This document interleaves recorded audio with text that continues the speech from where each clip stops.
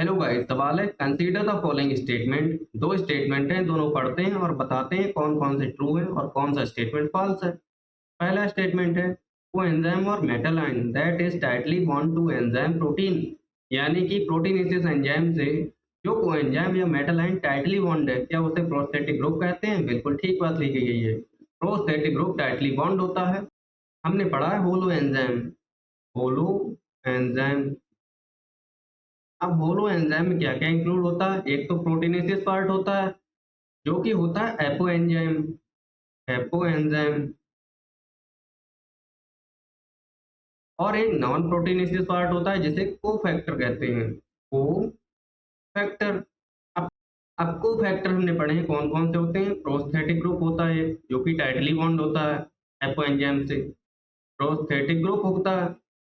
Coenzyme होते हैं। Coenzyme होते हैं। और साथ-साथ में होते हैं मेटल आयन। Metal ion. ये 3 टाइप के कोफैक्टर होते हैं, जो कि नॉन प्रोटीनेसिस पार्ट में इंक्लूड होते हैं। पहला स्टेटमेंट बिल्कुल ठीक है। प्रोस्थेटिक ग्रुप जो होता है वो टाइटली बॉन्ड होता है। ये एपो एंजाइम्स के साथ में टाइटली बॉन्ड होता है। और हमने इसका एग्जाम्पल भी पढ़ा है, हीम। हीम एक प्रोस्थेटिक ग्रुप है।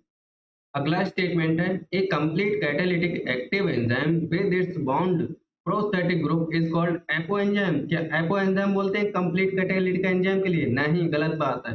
कंप्लीट कैटालिटिक एंजाइम जो कि प्रोस्थेटिक ग्रुप से जुड़ा हुआ होता है उसे बोलते हैं होलो एंजाइम। इसमें एपो एंजाइम भी इंक्लूड होता है, साथ साथ में कोफैक्टर भी इंक्लूड होता है। अब कोफैक्टर में या तो प्रोस्थेटिक ग्रुप हो सकता है, या कोएंजाइम हो सकता है, या मेटल आयन हो सकता है। तो इसे एपो एंजाइम नहीं बोलेंगे, इसे बोलेंगे कोलो एंजाइम। बी स्टेटमेंट गलत है। हमारा आंसर बनेगा A is true but B is false.